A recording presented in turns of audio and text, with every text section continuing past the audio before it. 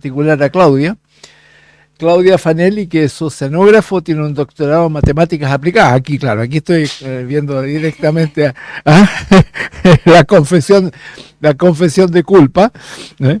Y es tecnóloga en el Instituto de Ciencias Marinas del CNR-ISMAR en Nápoles, Italia, el Consejo de Investigación Científica.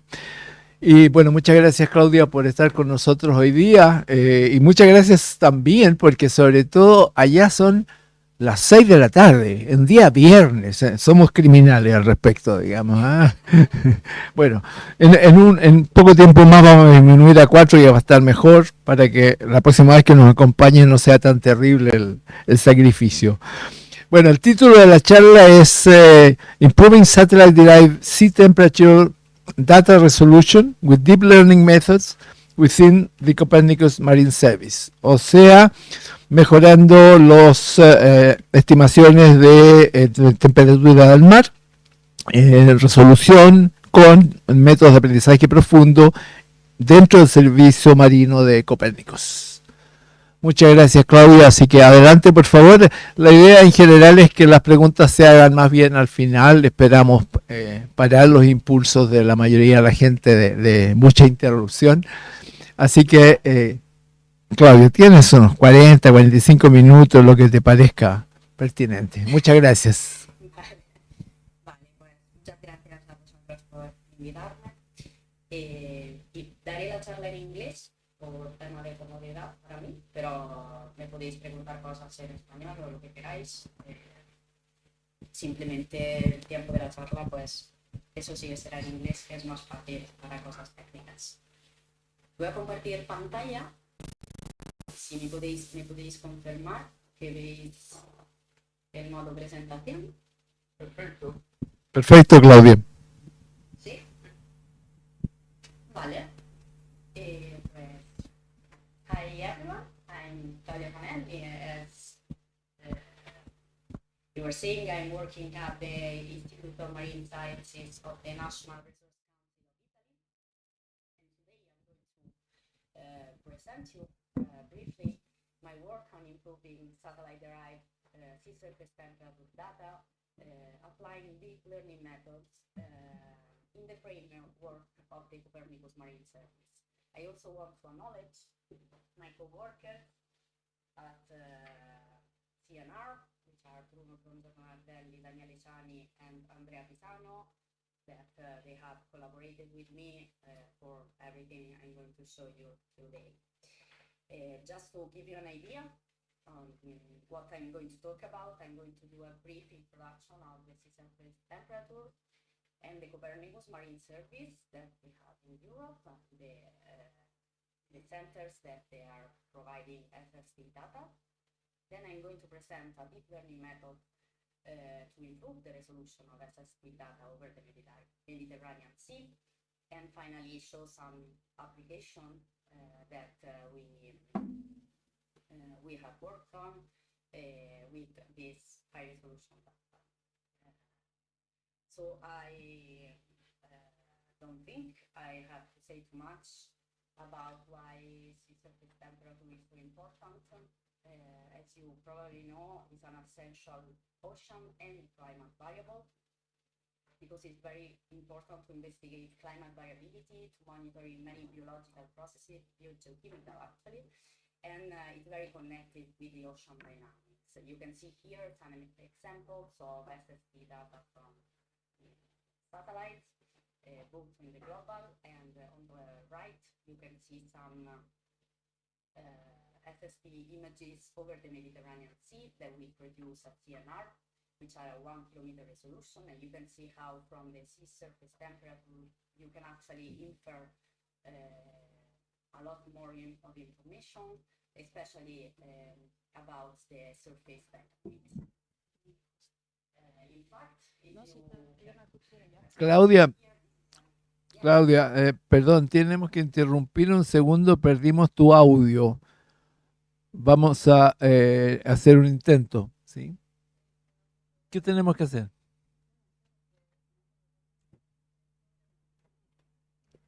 Danos un minuto o dos para arreglarlo, por favor, Claudia. Vale. Te escuchamos perfectamente en la sala, pero no en la transmisión. Dame un segundo.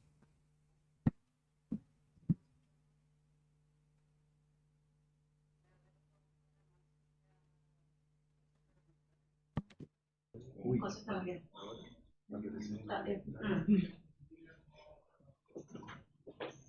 ¿Puedes decir algo ahora? ¿Me escucháis ahora? ¿Se escucha? Sí. Estamos pero por ¿Sí? documental, no por el directo. O sea, por eso. Sí.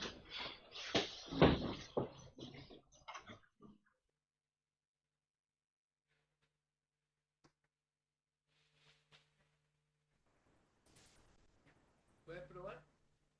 Sí, ahora me escucháis, ¿se escucha bien? ¿Sí? Prueba, prueba. ¿Se escucha bien? ¿Me escucháis? ¿No?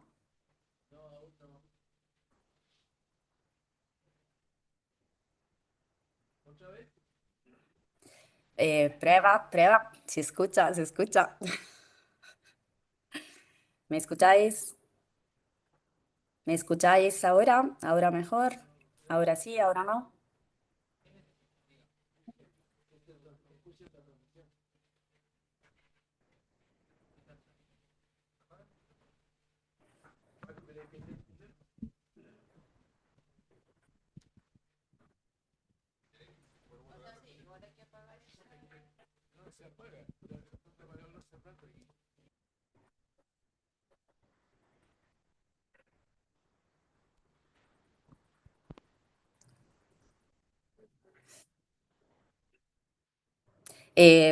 Prueba, ¿me escucháis?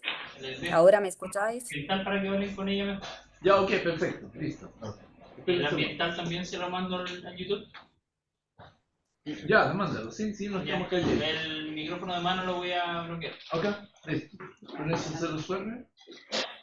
Ya. Ahora sí. ¿Ahora sí? Ah, no, sí, pero esa es la transmisión. ¿Cómo se está? Sí, él se puso. ¿Ahora sí? No, sí, pero es que tiene un delay. Ah, no, sí, Ricardo, No, sí, pero digo, como acaban de hacer algo antes de eso, para confirmar que... ¿Estamos? Ella se escucha abajo en la transmisión, se lo puedo subir con un filtro de ampliación de ganancia. Ya.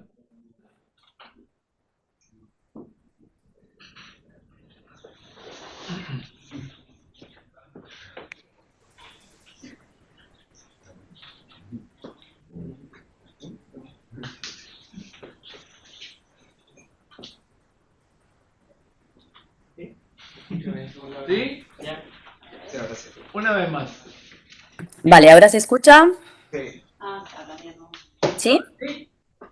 Es que acá ya no se escucha. Si se escucha muy fuerte, Pero es que ahora no se está escuchando por los audífonos. Sí, ya es toqué. que no, porque tú te estás monitoreando solamente el... Ah, ya, es que yo no tengo cómo escucharlo. Es la verdad que ella está en otra oficina. Voy a dejar donde está la...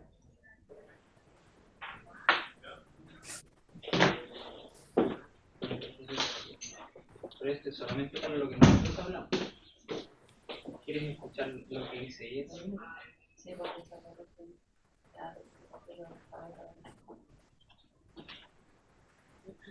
Pero No te inquietes tanto, Fernanda, porque lo puede estar monitoreando el sonido Macarena.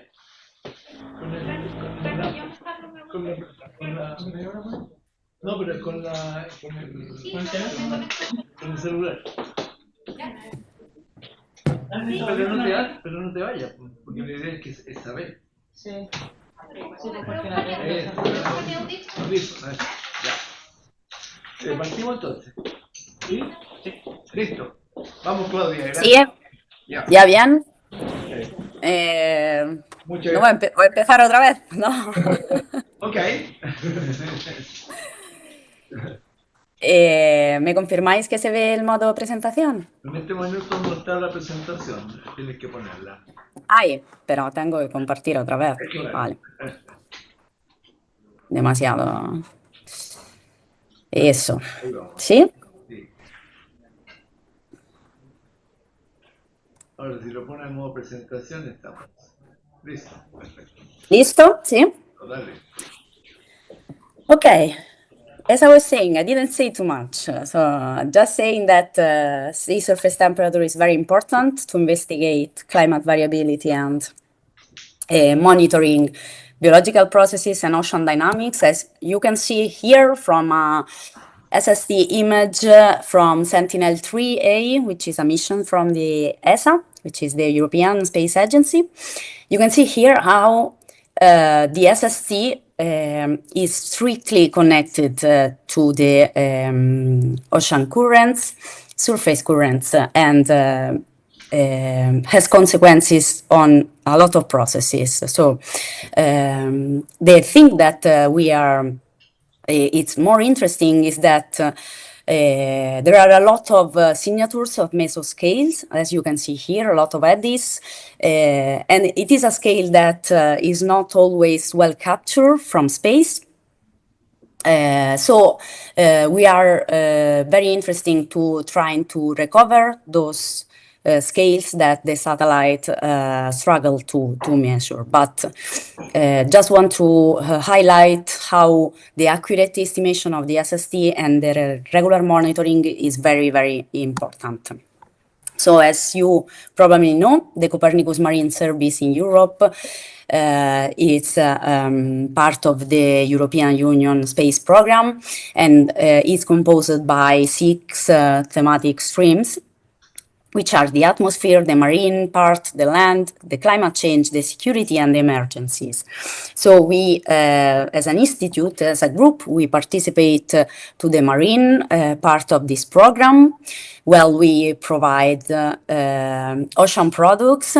We publish once a year an ocean state report that should be useful to make international policies. We also provide ocean climate trends and climate monitoring indicators to have an idea how environmental variables are changing during the years. And you can also find some ocean visualization tools.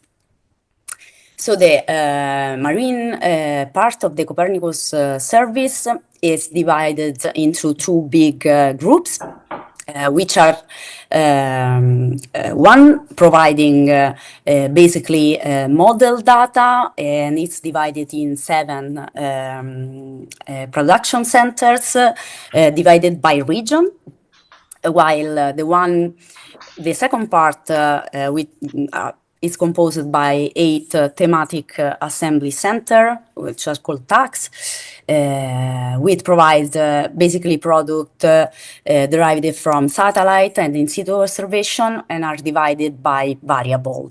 And each variable, it will contain all the regional European seas and the global ocean. So our group participate and actually coordinate the SST TAC. We have several products, so we cover, as I was saying, all the regional European seas and the global ocean. And we have 2 kind of products. One is a near real time, which is provided 1 day before real time, and you can find on the web generally the last 2 years of products. We provide the L3 and L4 levels, and it's very useful for operational applications. For example, a lot of our products are used to assimilate from the models to predict several variables. Then we have another product which is called multi-year or reprocessed, which is a long and stable series that for the SST starts in the 1982, and you can find it up to 1 month before real time. Which being so long and so stable is quite useful for climate applications. I'm at CNR, we are responsible for producing L3 and L4 product at both near real time and multi-year level. over the Mediterranean and the Black Sea at two different spatial resolution, which are 1/16, which is approximately 5 kilometer resolution, and at 1/100 degree, which is approximately 1 kilometer resolution. Just to be sure that you are all familiar with these levels, but data observations are categorized into 5 main levels, from the level 0, which is the raw data, from the level 4, which is the most processed data. And as I was saying, we deliver on the Copernicus Marine Service the level 3 and the level 4 data, which are the level 3 merged multi-sensor product on a regular latitude-longitude grid, which is typically provided as daily composite data, while the level 4 is in the level 3, there are a lot of gaps, of course, depending on, well, due to the limitation of the instruments that are used to measure SST. In fact, infrared sensor, they cannot see through clouds, so there will be a lot of voids when we are under cloudy or raining condition, while the L4 is the gap-free product. So we pass some kind of interpolation technique on the L3 image to obtain a gap-free SST field. Also, you have to know that there are several definitions of SST, depending on how are you measuring this variable, from infrared sensor or microwave sensor, or also in situ instruments, of course. But the SST that we provide is what is called the foundation SST, which is the temperature free of the diurnal warming. So our product is basically representative of the mid-time SST value of the day.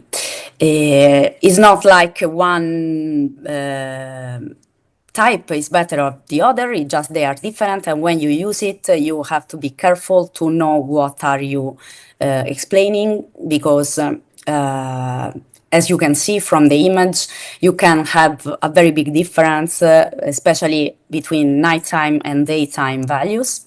So just to be careful when you use it. Today, I'm going to focus on the near real-time product over the Mediterranean Sea. As I was saying, we provide two different spatial resolution, so 5 kilometer, which will be the blue line, and at 1 kilometer spatial resolution.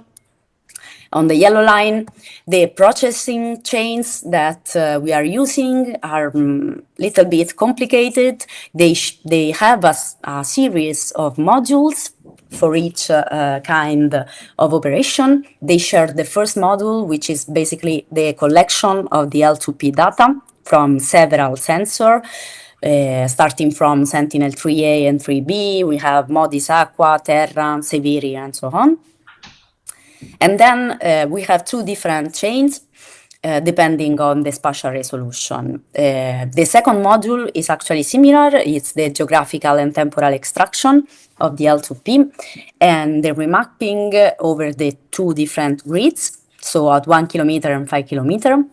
We then have a module that operate a bias adjustment, because when you produce a merged product using different values from different sensors, you will have a pretty big bias, actually.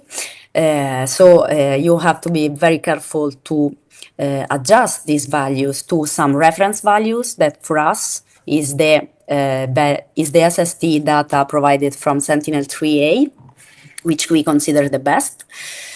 And in order to, when you merge the actual data, you won't have any big difference between two adjacent pixels. We do a quality and a cloudy control, and we supercollate all the data of that day during the night over the Mediterranean Sea. The fourth module is the one which is a little bit different. To obtain the L4 product, we have to use some kind of interpolation scheme, and we use the space-time optimal interpolation, which is a quite good option, but still has some limits that I will show you in a little bit. But we decided to overcome these limits by introducing a deep learning method. So I will explain a little bit how we trained a convolutional neural network to improve the resolution of this data. So let's just focus on the 1 kilometer processing chain. As I said, the tricky part is the optimal interpolation scheme.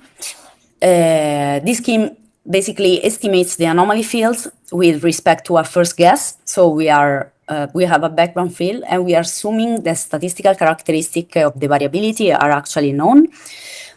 And then we will do a linear combination of the observation weighted directly with their correlation to the interpolation point and inversely with their cross correlation. So the fact is that there are different processes at different scales that contribute to the variability of the SST values. And the reality is that the optimal interpolation scheme acts like a low-pass filter for the scales smaller than those dominating the background error covariance. So it's really important actually to use a background field which is quite at high resolution if we want to obtain a 1 kilometer resolution final product. So just to give you an example of the difference between before applying the optimal interpolation scheme and after, you can see here the L3S, these are just observations, so it's actually what the satellite observed. And once we apply the optimal interpolation to cover the gaps, we actually lose a lot of small-scale information. And this leads to inhomogeneities in the effective spatial resolution of the final L4 product due to the optimal interpolation artifacts.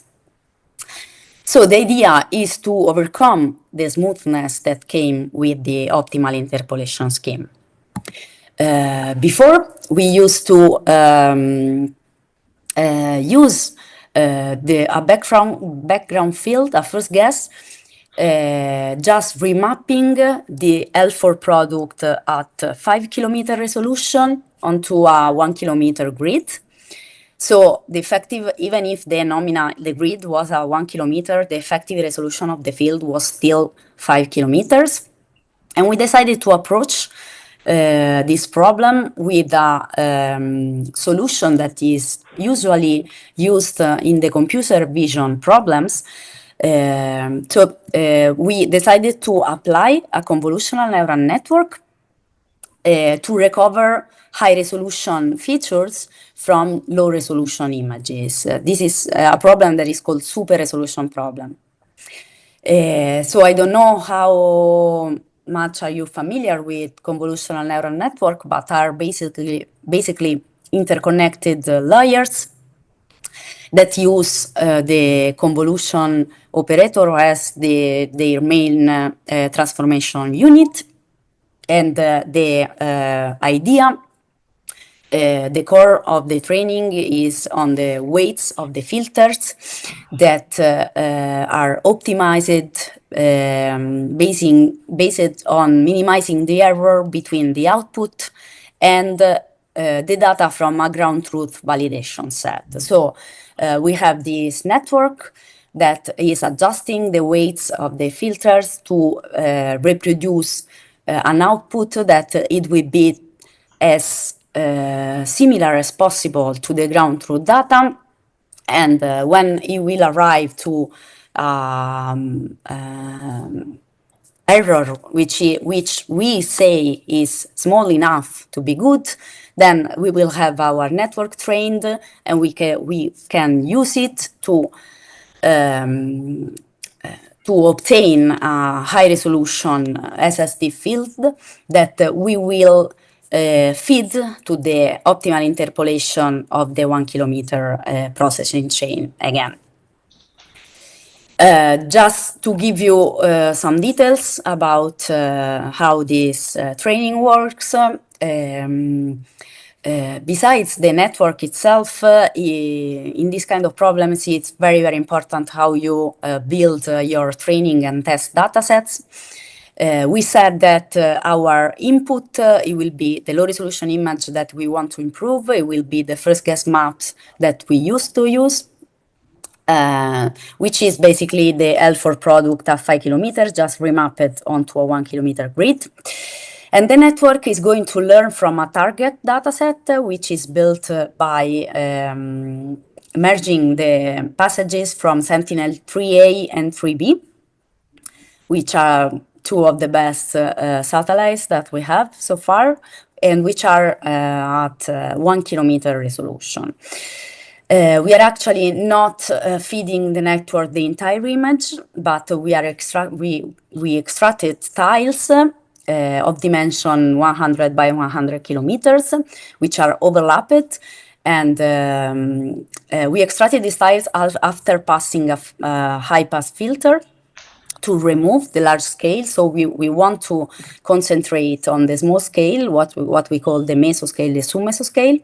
We are going to select only the 95%, only the tiles with 95% of value pixel.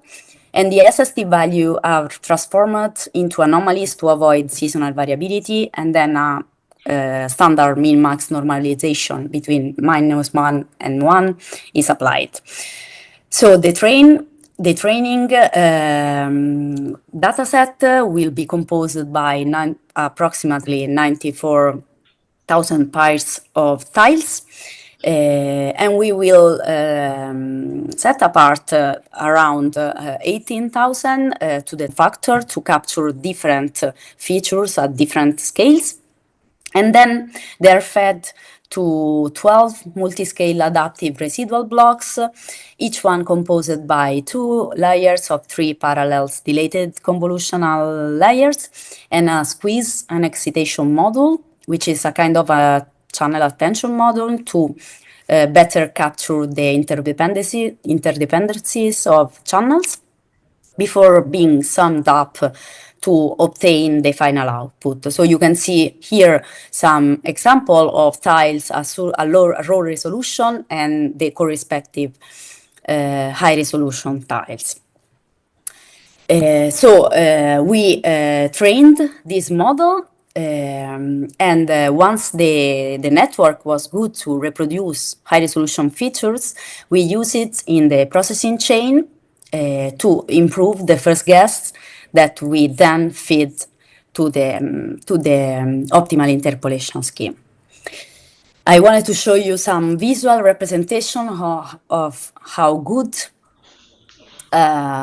this network can be. In fact, here you have an SST field of over the Mediterranean Sea for one specific day. And the zoomed part on the right is the SST, the output of the network, while in the middle you can see the ground truth data from Sentinel-3A and 3B. You can see how sharp the fronts are, and how on the left you can see the SST observed by the satellites, but after the application of the optimal interpolation scheme. You can see how smooth everything is, and how the network actually can improve to recover those features that we can observe in the ground truth dataset. If you don't see it very well here, if I show you the gradients, the SST gradients of the same images, you can see how in the middle, the ground truth data show very strong fronts. The gradients are very, very clear. And they are totally smoothed out on the left images where the optimal interpolation scheme has been applied. On the other side, the output on the network on the right is able to recover at least the most energetic fronts, which is very important for us. Here, just to give you some numbers, on the right you can see the differences between the root mean square error between the reconstruction of the output of the network and the approximation of the optimal interpolation scheme. So red boxes represent an improvement of the network with respect to the optimal interpolation, while blue boxes represent degradation. You can see how for both SST values, this is an average over 1 year of SST data, the 2021. And I'm showing you on the top the SST, on the bottom the gradients of the SST. You can see how the network is improving the approximation of the optimal interpolation almost everywhere. You can see also from the numbers that we are reducing the root mean square error, and this is quite important because the Copernicus Marine Service has a request every year that the product that we deliver is every year a little bit better. So this was a big improvement for us. Also, to see that we are actually improving the small scales of the SST fields, I'm showing here an example of some spectra. So this is the power spectral density of the 3 different fields over the 3 boxes that you can see on the left. So the blue lines are the spectra of the ground truth data. You can see how energetic it is. The red line is the spectrum of the low resolution field, so the input of our network, while the yellow line is the spectrum of the output of the network. You can see how both reconstruction maintain the same energy content at large scales, which is small wave numbers. But then you can see how the low resolution image really separates from the ground truth spectrum, while the network, the output of the network actually is actually able to remain near the blue line, near the ground truth spectra, for both the SST on the 3 panels on the top and for the SST gradients, which are the 3 panels on the bottom. You can see how we are actually improving the small scales, which means at high wave numbers.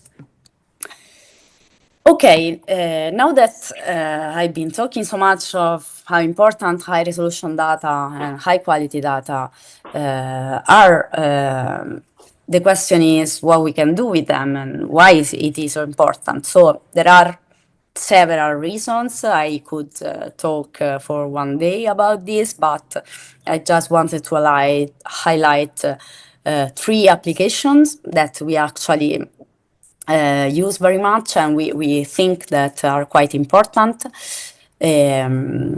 So to understand a little bit the climate variability, so to understand how the climate is changing, to predict or to at least understand the extreme events that are increasing in number every day now.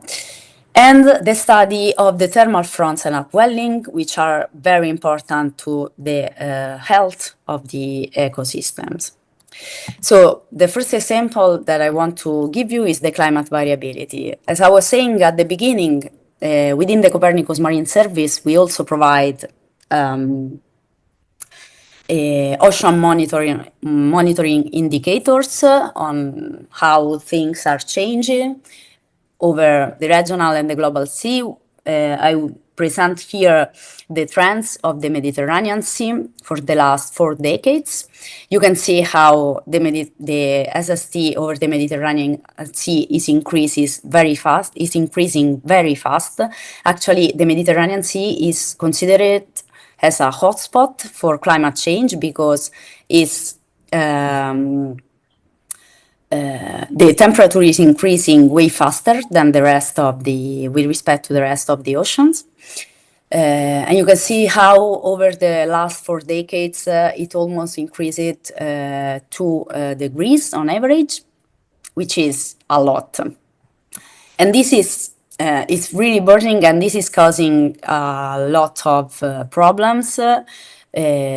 Just to say something, we have a biodiversity and a habitat loss. We have a great number of marine heat waves lately, and they are increasing also the extreme weather events. Because, of course, if the sea is increasing, it's also exchanging a lot of heat and energy with the atmosphere, intensifying all this event. But as you probably know, there is still someone that is not believing that this is happening. We are just trying every year to update this data and to actually bring the proof that this is something that we should deal with very soon. The second example is about the extreme events, in particular the weather events. So it is clear that a hotter sea imply more energy exchange with the atmosphere and more heat that the sea is actually passing to the atmosphere. In particular, we have been studying what is called the Medicanes, which are Mediterranean hurricanes. You can see here an example from one from the 2020, which is Llanos. Thanks to all the products that we are providing to the Copernicus Marine Service, we have been able to understand the role of the SST in the genesis of these medicanes. So we studied how the SST anomaly was when the medicane started, and how the medicanes actually extract energy from the sea and left a cold water below them. The third and last example that I want to give you is to study how we can study thermal fronts and upwelling zones. Here in particular, we studied how our data actually could capture the change, the fronts that we can find in the sea. We have used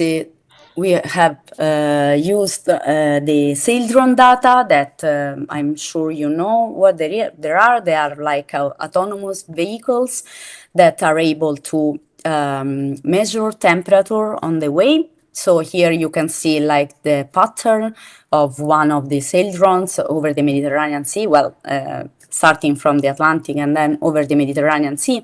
And thanks to this data, we have been able to actually understand how good our data were. If you look at these plots, you can see how the red line is the SST measured by the sail drone, which is, of course, our ground truth is very accurate. It's in situ data. The blue line is actually the 6 kilometer resolution, our 6 kilometer resolution product, which is, as I was saying, smoothing a lot all the data. But the green line is the SST data obtained from the application of the convolutional neural network. So you can see how much we can capture all these little variation that before we weren't able to capture.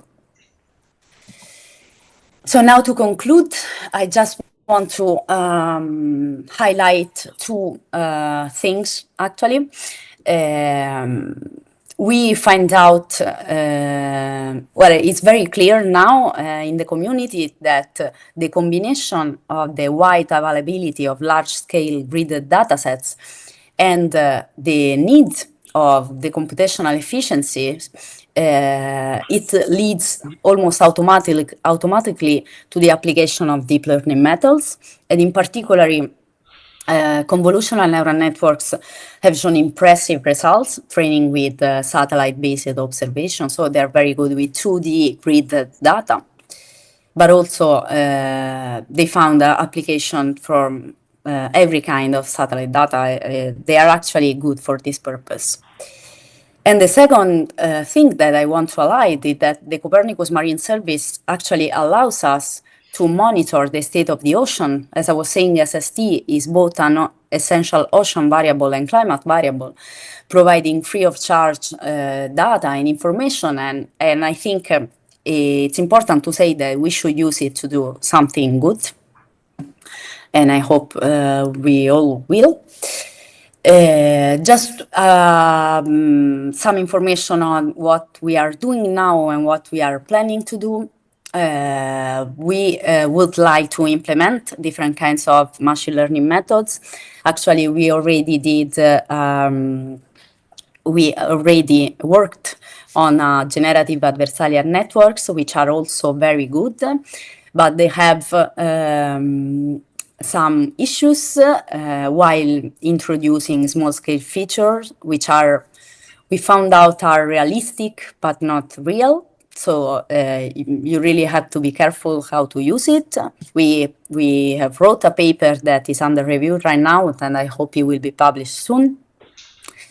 But we are planning also to implement the visual transformance and the diffusion models that now have gained a lot of popularity. We are also working on the joint reconstruction of several variables. We actually already published something on the joint reconstruction of the ocean surface currents and the sea surface temperature. If you want to look at it, you have the reference there. And we are working on expand this work to different regions. Right now, we are working on applying the same method to the Black Sea. As I was saying at the beginning, we also provide the Black Sea, the SST data for the Black Sea for the Copernicus Marine Service. And in the framework of an ESA project, we are also working on the reconstruction of SST variables and the ocean current variables over the Atlantic Ocean. And that's all for me. Thank you very much for the attention. And if you have any question, I'm happy to answer.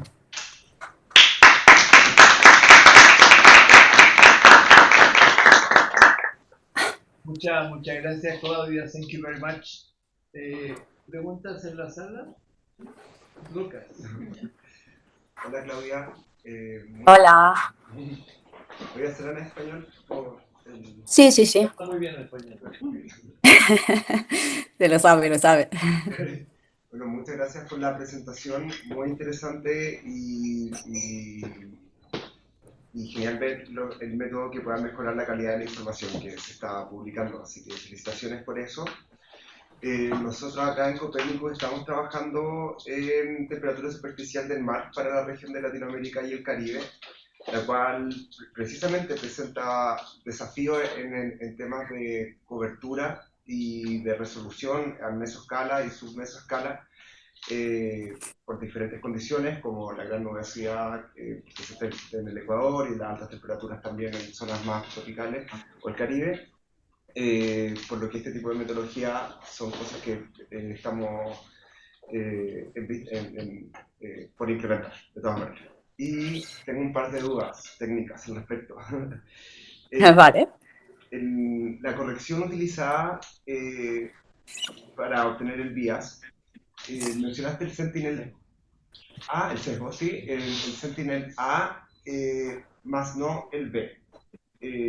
¿Por qué no el B? Por la calidad del sensor con la plataforma y en la misma línea sobre la información de validación en round truth. se está ocupando en esta metodología el Sentinel A más el Sentinel B, el Sentinel 3A más Sentinel 3B. Eso, porque la otra pregunta es aplicaciones con otras variables, si tienes algún conocimiento con clorofila, ocean color, nutrientes, porque también tenemos en esta zona muchos ríos importantes que generan gran turbidez en el agua. Sí, vale. O sea, tú me estás preguntando por qué utilizamos Sentinel 3A y no 3B. Claro. A ver, hemos hecho una serie de test y nos resulta que Sentinel 3A sea mucho más acurado. Realmente, como tú sabes, son como van seguidos uno al otro, ¿no? El SWOT es uno al lado del otro. Son similares, efectivamente, pero Sentinel 3A es más antiguo. Hemos empezado con este cuando Sentinel 3B no existía, y cuando han proporcionado los datos de Sentinel 3B, hemos hecho test de validación para ver la calidad de los datos, y no aparecía ninguna mejoría en utilizar 3B. Hemos seguido con Sentinel 3A para obtener una serie temporal más homogénea, ¿sabes? Perfecto. Vale. Y lo de otras variables, mi grupo, cada uno de mi grupo trabaja con una variable diferente, ¿vale? Y en algún momento nos juntamos a parejas y cosas así. Y sí, estamos trabajando también con clorofila. Pero la clorofila tiene el problema, bueno, en el mar Mediterráneo al menos tiene un error muy grande, no es muy acurada. Entonces a veces es complicado porque la red aprende ciertos patterns y no son tan acurados, por lo cual los resultados no vienen tan bien. La clorofila puede como que molestar la red, ¿sabes? Puede empeorar el resultado que tiene. Lo que sí funciona súper bien es con las corrientes, porque SST y corrientes van muy juntas. La SST a nivel superficial es básicamente sube la advección, con las corrientes superficiales geostróficas va muy bien, y la red incluso mejora con las corrientes. Ahora estamos trabajando, bueno, tenemos trabajo sobre reconstrucción de clorofila y SST juntos, pero en la vertical, o sea, en profundidad. O sea, sabiendo el dato superficial, reconstruir toda la columna de agua. Eso sí. Pero lo hemos hecho con datos in situ, que son mucho más fiables. Y nada, esto básicamente. Sí que la salinidad yo creo que podría ayudar, pero hemos hecho algún test. Yo creo que como la salinidad está muy conectada a la SST, está muy correlada, realmente es como una información, no digo de más, pero casi. O sea, no mejora tanto, ¿sabes? Porque realmente la red, como entiende las correlaciones de la SST, pues ya como casi enseguida entiende las de la salinidad, ¿sabes? Y entonces está bien, es una variable más que puedes poner, pero no mejora mucho realmente el resultado. Esta es nuestra experiencia, pero estamos siguiendo con esto. Yo creo, claro, que en vuestro caso, supongo que tendréis que utilizar también cosas de sedimentos y cosas así, ¿no? Porque al tener muchos ríos que igual influencian mucho, eh, supongo. Sí, sí, de todas maneras. Este año estamos trabajando en estas dos variables, pero después vamos a incluir otras. Sí, en todo caso, lo que sí que es mi experiencia, que en costa es mucho más complicado. O sea, como todo, ¿no?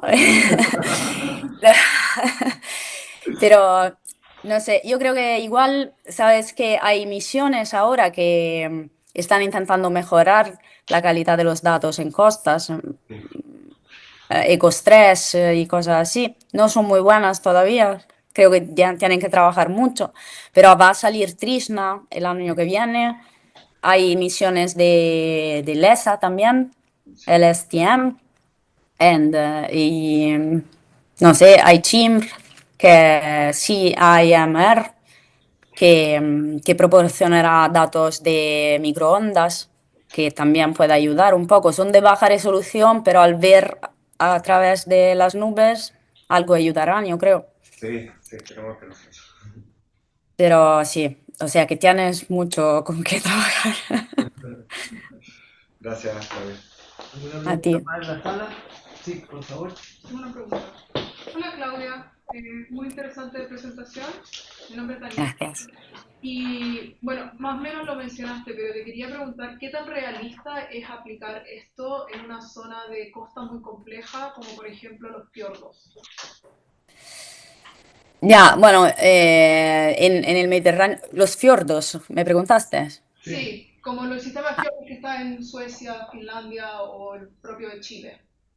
Claro, es lo que decía, sí. Bueno, en el Mediterráneo no tenemos zonas tan complejas, digamos. Eh, lo que puede ser más complejo es cerca de Grecia, aquí que hay muchas islas y así. Eh, es lo que decía, realmente la costa es un poquito más complicada, pero no es tanto, o sea, mi opinión es que no es tanto la red que no consigue reconstruir muy bien, sino que no tenemos datos muy buenos para proporcionarles como target, ¿sabes? Lo que decía, o sea, en estos métodos es tan importante la red cuanto la construcción del dataset de training y por lo tanto, no, teniendo muchos límites de los satélites cerca de costa, eh, pues la red no tiene tantos datos buenos como para aprender lo que pasa en zonas así. Eso también te digo que si tú miras a nuestras mapas de errores, puedes ver que realmente en costa funciona muy bien la red.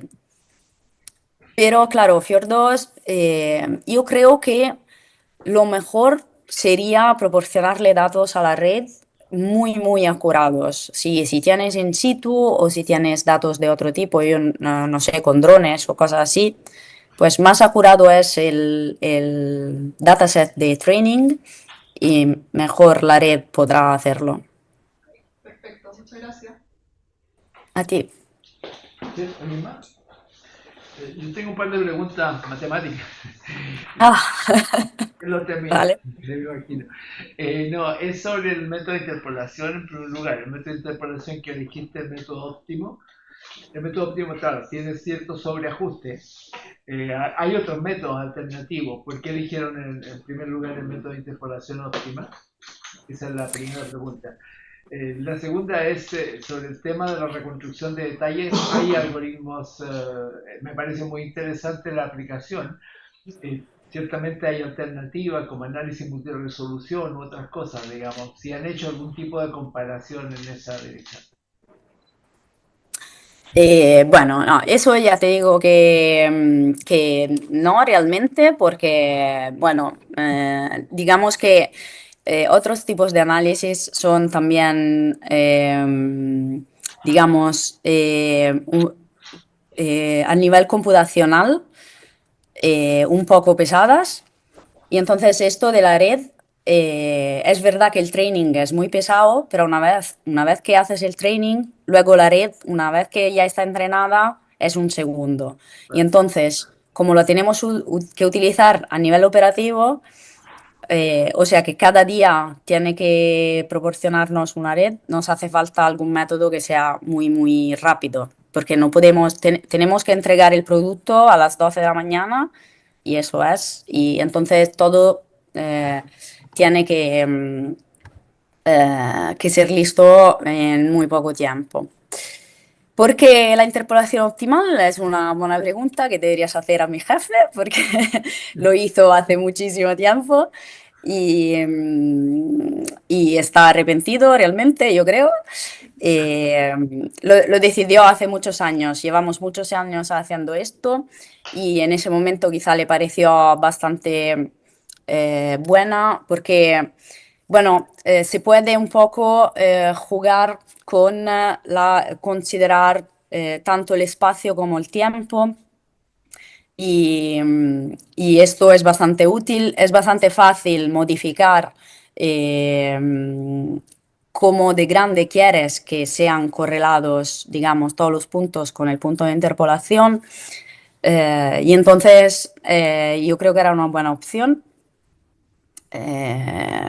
Pero bueno, ahora realmente nos damos cuenta de todos los límites que tiene y realmente un colega está trabajando sobre hacer la interpolación directamente con un método de Machine Learning y eliminar también esta parte. No sé, sí que hay muchas opciones y haría falta seguramente igual un estudio más de comparación en todos los métodos, pero hay que encontrar también el trade-off, como decía, de la velocidad del esquema y todo esto, porque eso, el tiempo no es nuestro amigo, porque como sale la imagen hay que procesar y la tenemos que entregar. Claro. So, Perfecto. eso. Entendido. Muchas gracias, Claudia. No A tenemos ti. preguntas desde la audiencia, pero aquí hay otra más. Tengo otra. Sí. Aparte de los regímenes especiales mencionados, costa y aguas turbias, ¿cómo trabajáis con la estratificación que se da en el Mediterráneo? Con la estratificación. Sí, de temperatura. Bueno, esos son datos superficiales, o sea, no vemos la estratificación de la columna de agua. Sí. O sea que ¿Cómo superáis esa barrera que está a los primeros metros, digamos? O sea, realmente nosotros ya descargamos datos L2P, o sea que son ya procesados de alguna manera, ¿no? Como estaba diciendo, realmente el dato L2 viene con la medida de SST y el valor de la calidad de esa medida. Entonces, ellos te dicen, mira, lo hemos medido, sí, y te digo con qué calidad lo puedes considerar. Y entonces nosotros ya nos encontramos con el dato de SST, digamos, procesado. Lo único que hacemos es ajustarlo entre diferentes sensores, pero no tocamos el valor de SST en sí. No sé, si quieres explicarme un poco más qué tipo de problema tenéis vosotros, porque trabajáis con datos más raw, ¿no? Más Tenemos brutos. ese problema, ha sido curiosidad simplemente. Ah, vale. Pues no tocamos el valor de SST en sí, digamos. Perfecto. Gracias. A ti. Nada más.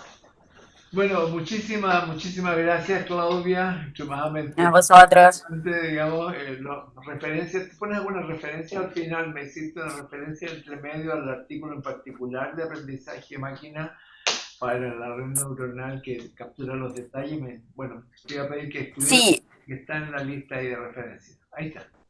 sí, hay referencias aquí del paper principal, digamos, y también al final hay alguna de lo que estuvimos haciendo estos años. Perfecto. Muchas gracias, Claudia. A vosotros y vosotras por Espero que la invitarme. próxima Ha vez- sido un placer.